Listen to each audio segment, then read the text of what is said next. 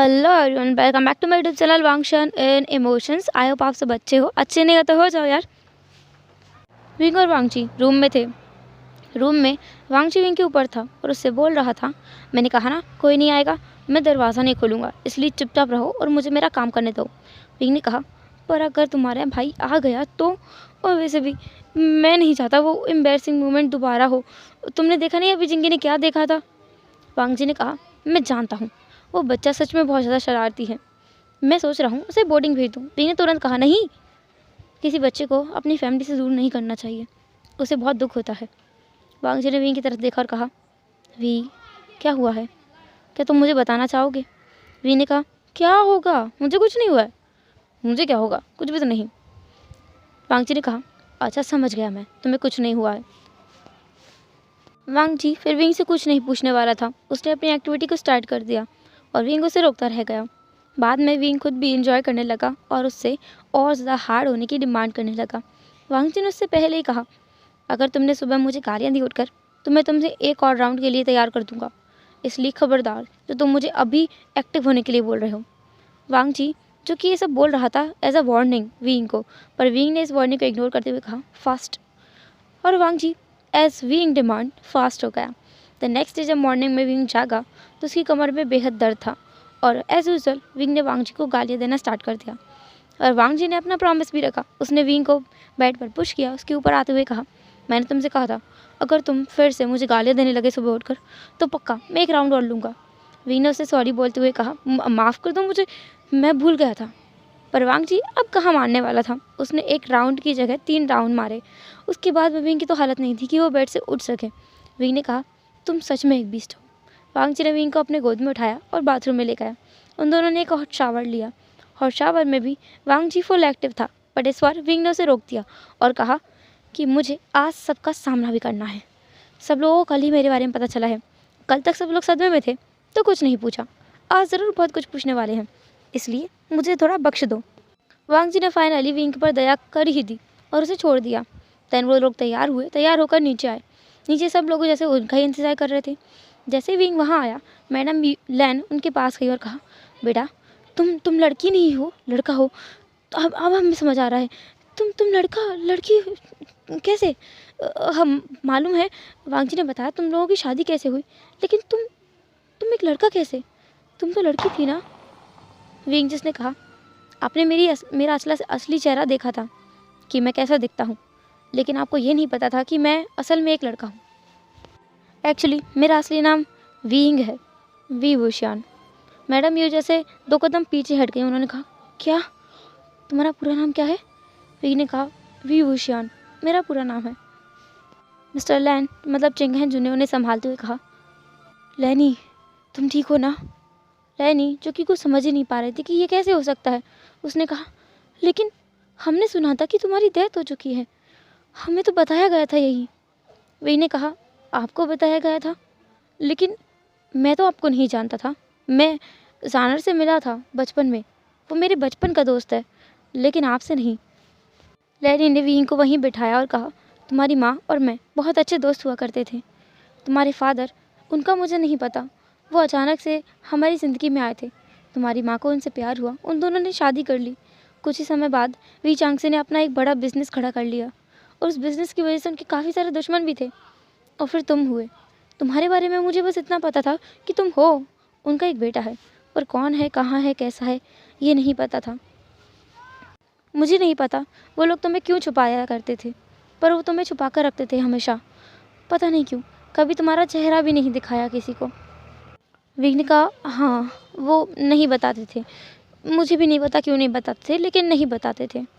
वांगजी को पता है क्यों नहीं बताते थे, क्योंकि विंग असल में एक लड़की है, या कहो लड़का आधा लड़की दोनों है, इसीलिए नहीं बताया होगा। लैनी ने आगे कहा, पता नहीं क्यों पर बहुत लोग तुम लोगों के पीछे पड़ गए थे। इसके बाद अचानक हमें खबर मिली कि तुम्हारे माता पिता के साथ एक एक्सीडेंट में मारे गए। हम लोगों ने तुम्हें ढूंढा और तुम्हारा और तुम्हारे माता पिता का अंतिम संस्कार भी करवाया।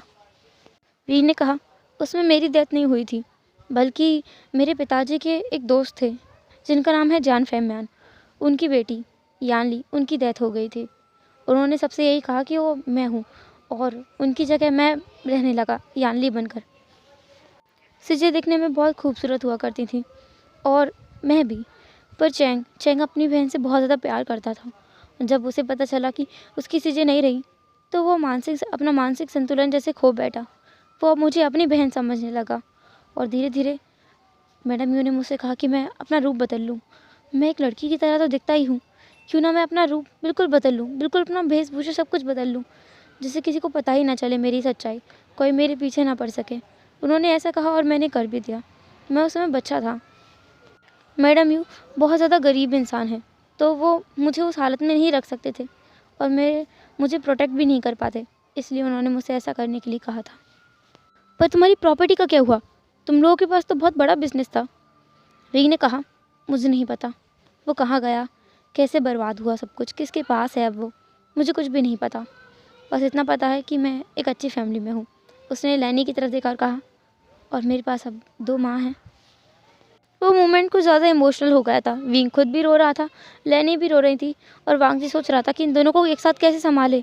दोनों रो रहे हैं और उसे याद आया कि पहले दिन विंग कैसे रोया था। ये सोच कर ना वांग जी, जो कि विंग को रोते हुए देख रहा था, अचानक से हंस पड़ा।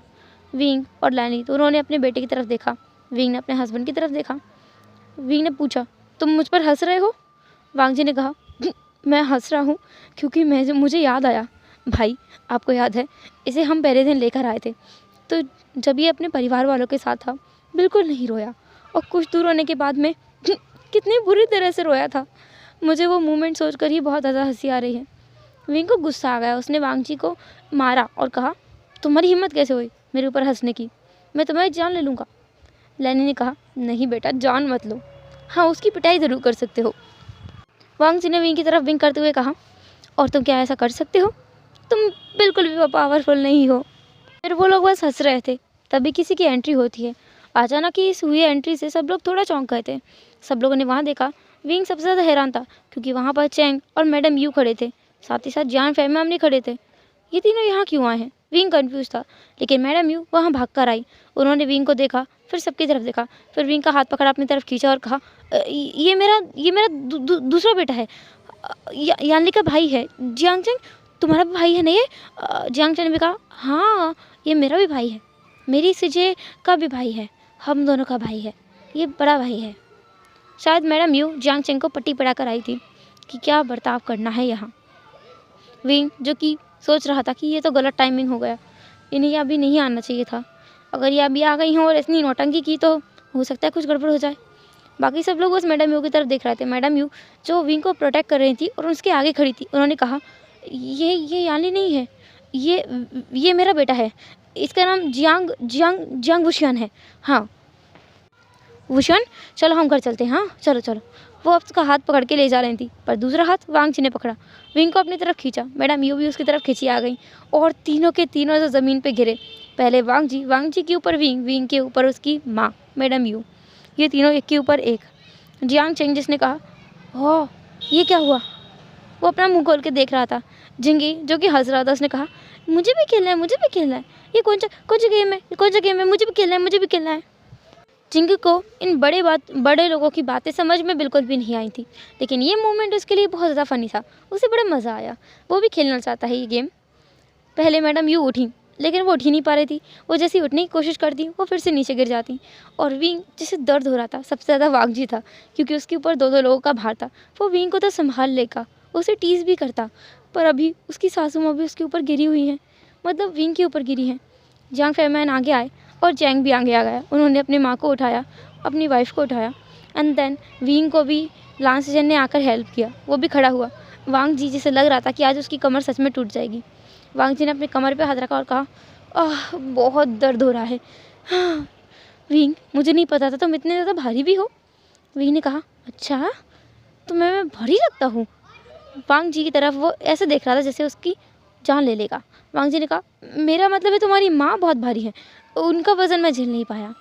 मैडम यू ने उसकी तरफ घूर कर देखा, फिर उन्होंने विंग की तरफ देखा और कहा, भूषण चलो चलते हैं। लानी ने कहा, तुम विंग को कहाँ ले जा रही हो? ये नाम सुनकर मैडम यू अपनी जगह पर थम गई।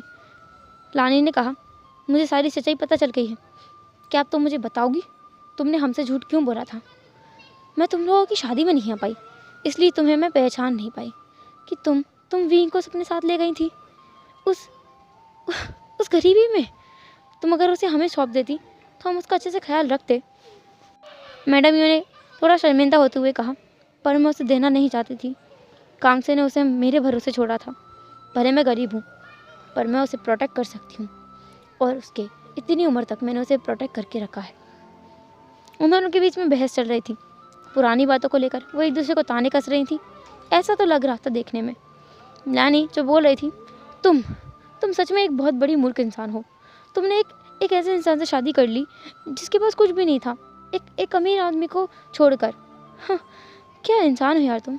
तुम्हारे फादर ने तुम्हारे लिए कितना अच्छा रिश्ता जोड़ा था, लेकिन तुम उस फैमिली के पास चली गई भागकर, क्योंकि तुम्हें वो पसंद था। मैडम ने कहा, तुम्हारा क्या बोलोगी? तुम्हारा कुछ नहीं बोलना चाहोगी? तुमने अपने प्रेमी को धोखा देकर इससे शादी की ना। मैं बेचारी लानी जो कि बिल्कुल सदमे में थी, उसने कहा, तुमसे ऐसा किसने कहा? मैंने ऐसा कुछ नहीं किया है। मैडम ने कहा, तुमने किया है, तुमने खुद ही तो कहा था उसने नशे की हालत में। लानी जो कह रही थी, अरे मैंने उस दिन ये नहीं कहा था, मैंने कहा था मेरी ज़बरदस्ती एक। फिर वो रुक गई। मैडम ने कहा, एक क्या? बोलो। लानी कुछ नहीं बोल रही थी, वो चुप हो गई थी। मैडम ने कहा, मैंने कहा था ना, सच है, बिल्कुल सच है। देखो, इसने अपने प्रेमी को धोखा देकर तुमसे शादी की। वो मिस्टर लैन की तरफ देखकर ऐसा बोल रही थी।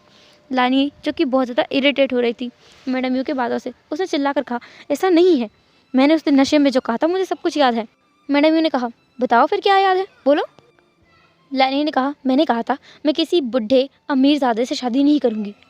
बेचारा चिंगेन झुंझू की सदमे में पहुँच गया था। ऐसा लग रहा था कि उसके ऊपर 100 टन ठंडा पानी डाल दिया गया हो, या फिर बर्फ़ की सिली पर उसे लिटा दिया गया हो और 100 कोड़े मारे गए हों, ऊपर से नमक छिड़क दिया गया हो। उसे ऐसा महसूस हो रहा था। बुढ़ा? तुम मुझे बुढ़ा कह रही हो? लानी ने कहा, मैं तुम्हें बुढ़ा नहीं कह रही हूँ, लेकिन उस समय मुझे तुम पसंद नहीं थे। मैं शादी नहीं करना चाहती थी, और किसी ऐसे व्यक्ति से कैसे, जिसे मैं जानती भी नहीं। इसलिए मैंने बस नशे में बोल दिया था, और कुछ भी नहीं। मैडम यू फिर थोड़ी देर चुप रही। फिर लानी उसके पास गई और कहा, मैं तुमसे माफ़ी मांगती हूँ, मैंने जो भी अभी कहा। मैडम यू ने भी कहा, मैं भी माफ़ी मांगती हूँ। फिर वो दोनों गले लग गई। बाकी सब तो कन्फ्यूज़ थे कि ये क्या है। मैडम यू ने फिर उन्हें समझाया कि वो दोनों दोस्त हैं, और वो दोनों एक दूसरे को परेशान करने का एक मौका नहीं छोड़ा करती थी, और अभी उन्हें मौका मिल रहा था तो कैसे छोड़ देती। वो तो बस मस्ती कर रहे थे। फिर सब कुछ ठीक हो गया। सब लोग बैठे आपस में बातें करने लगे। विंग की प्रॉब्लम जैसे सॉल्व हो चुकी थी। अब उसे किसी की तरह बनकर नहीं रहना था। ऐसे ही वो पूरा दिन बीता। उन लोगों ने बहुत सारी मस्ती की, बातें की, और खेल भी खेले, बहुत सारे गेम्स खेले। विंग बहुत ज़्यादा खुश था। ज़िंदगी में वो इतना खुश पहली बार हुआ है। देन डिनर के बाद में वो लोग अपने अपने कमरे में थे। विंग और वांग जी एक दूसरे की बाहों में थे। विंग ने कहा, मैं बहुत खुश हूँ। वांग जी ने भी कहा, मैं भी बहुत खुश हूँ तुम्हें पाकर। मुझे ऐसा लगा था बचपन में कि मैंने तुम्हें खो दिया है। इसके बाद मैं यूएसए चला गया, क्योंकि मैं तुम्हारे बिना नहीं रह पा रहा था। विंग ने कहा, तुम मेरी वजह से गए थे? वांग जी ने कहा, बिल्कुल। उस उम्र में भी मैं इतना जानता था कि तुम नहीं तो कुछ भी नहीं। विंग ने कहा, ओह, तो तुम्हें तो इस बात का रिवॉर्ड मिलना चाहिए ना। वांग जी ने कहा, क्या सच में? तुम मुझे रिवॉर्ड दोगे? क्या देने वाले हो, बोलो। विंग ने कहा, आज पूरा का पूरा मैं तुम्हारा हूँ, जो चाहे करो, मैं तुम्हें एक पल के लिए नहीं रोकूंगा। बस ये बोलने की देर थी, और विंग की चिल्लाने की आवाज़ें उस कमरे में गूंजने लगी। कभी विंग बोल रहा था, मुझे बाइट मत करो, धीरे करो, ऐसे मत करो, लैनसन, मैं तुम्हारी जान ले लूँगा। लेकिन लैनसन रुकने वाला कहाँ था। बाद में मॉर्निंग में विंग जो कि दोबारा उसे गालियाँ देते हुए उठा। वांग जी जो स्माइल कर रहा था, उसके लिए विंग के मुंह से ये गालियाँ सुनना भी ना एक मधुर संगीत की तरह है। उसे बड़ा अच्छा लगता है ये सुनकर। वांग जी और विंग दोनों ने बात लिया, नीचे आए। नीचे देखा तो माहौल कुछ अलग था। ऐसा लग रहा था कि सब लोग कहीं जाने वाले हैं। वांग जी ने पूछा कि सब लोग कहाँ जा रहे हैं।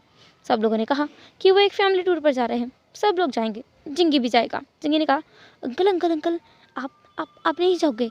ग्लैनमा ने बोला कि आपको और आंटी को ना 2 लफ्ज़ से जुकाम है, तो आप दोनों जी लोगे। मैं और बाबा और मम्मा और ग्लैनमा, हमारी न्यू ग्लैनमा और ग्लैंडपा और नानी नाना जी और चेंग गगा, हम सब लोग जाएंगे, पर आप दोनों नहीं जाओगे। वी ने पूछा, अरे भाई, हम क्यों नहीं जाएंगे? लैंजन, हम क्यों नहीं जा रहे हैं? वांग जी ने धीरे से विंग के हाथ पर चिमटी काटते हुए कहा, विंग, हम लोग बीमार हैं, इसलिए नहीं जाएंगे। विंग ने कहा, पर हम कहाँ बीमार हैं? जिंग ने कहा, ग्लैनमा, आपने झूठ बोला, अब तो कितने गंदे हो, आप झूठ बोल रहे हो। झूठ बोलना गलत बात है। आप बोलते हो ना, आपने झूठ क्यों बोला मुझसे? आंटी आप चलोगे?